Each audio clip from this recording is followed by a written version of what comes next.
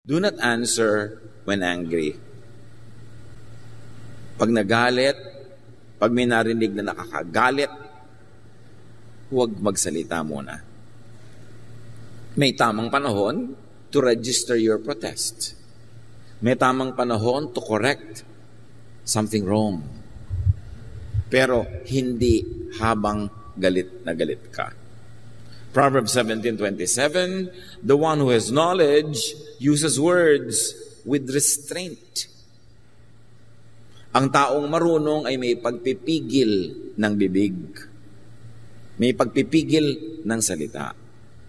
Kaya kasabihan ng araw, if you are angry, count 1 to 3. Kasi pag may sinabi ang asawa mo, ang anak mo, nanay mo, kapatid mo, whoever nakakagalit, meron kang tendency sumabog agad ng galit din. So sabi, count 1 to 3. 1, 2, 3. Because anger is chemistry.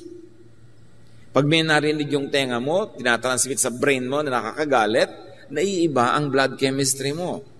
Self-defense or offense becomes your priority to preserve life or to prevail over an enemy or an opponent. Nagkakaroon ka ng galit. Kasi pag galit ang tao, pataas ang adrenaline, may energy, pwedeng makapatay para magwagi sa digmaan.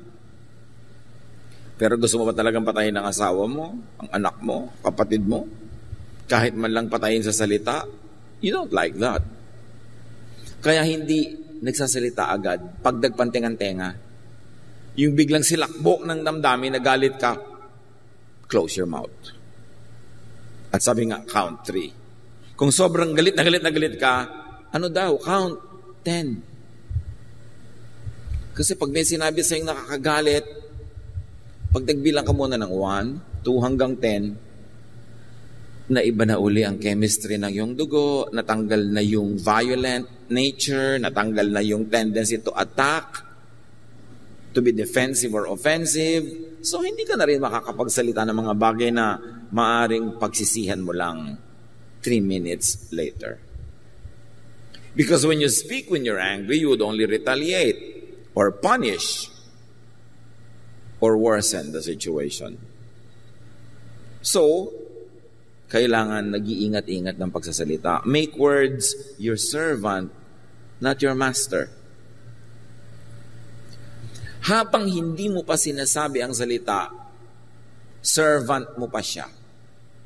Kasi pwede mo siyang utusan, itong gawin mo. Salita, inisin mo siya. Salita, bulahin mo siya. Salita, galitin mo siya. Salita, paginawahin mo ang kanyang loob. Salita, saktan mo ang loob niya. Ang salita kasi utusan natin.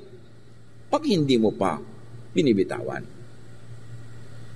Pero pag binitawan mo na ang salita, ikaw na ang utusan niya. Ikaw na magiging sunod-sunuran. Kaya merong ginawang nakakagalit ang isang tao, pero sobra naman ang reaksyon mo, sinaktan mo ang loob, sinumbatan mo na mula ulo hanggang paa, minura mo na, mamaya ang ending nun, kahit siyang nagsimulang gumawa ng mali, ikaw na ang nagsosorry. Naranasan niyo na ba yan? Yung asawa niyo may gagawing sobrang nakaka-offend talaga, pero dahil ang sagot mo ay napaka-violent, napakasakit, sinugatan mo ang kanyang dibdib, inungkat mo ang lahat ng mga utang na loob niya sa'yo, mamaya siya na ang galit sa'yo at ikaw na itong nagsosorry. Do you like that? Gusto mo ba nagsosorry? Nakakapagpa-humble talaga, talagang mayuyurakan ka pa kung yung pinagsosorryhan mo, gagamitin yung pagkakataon na yun para baligtarin ang situation? No. So, huwag ka magsasalita ng mga bagay na kailangan mong pang ihingi ng tawad. It is much easier to hold your tongue rather than to seek redress or to seek forgiveness or to be apologetic about it. Proverbs 14:17, a quick-tempered person does foolish things. Pagka nagpapadala sa sidhi ng damdamin, sa silakbo ng damdamin, maraming gagawing pagsisisihan. Nakakasakit tayo ng damdamin, nakakapagpalayo ng loob ng kapwa, o pwede ka ba makagawa ng crime?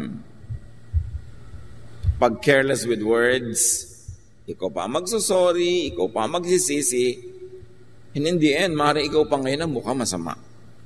So sabi sa Ephesians 4:26, in your anger, do not sin Maybe we should operationalize that and say, in your anger, do not speak. So, paano yun? Paano kayo tutuwid ang mali? Mamaya na, bukas, next week, bukas ng umaga. Huwag ngayon. Kasi galit ka eh. Wala kang ma-accomplish na mabuti. So, speak when not blinded by anger or when no longer blinded by anger.